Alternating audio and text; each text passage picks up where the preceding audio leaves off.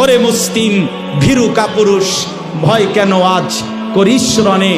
কিসের শঙ্কা, ছুটে চল আজি, জীবন পাবি রণাঙ্গনে। আরব মরুর সন্তান মোরা, তলোয়ার দেখে কবু কি ডরি? আঘাতে আঘাতে গর্জে উঠে নতুন করি।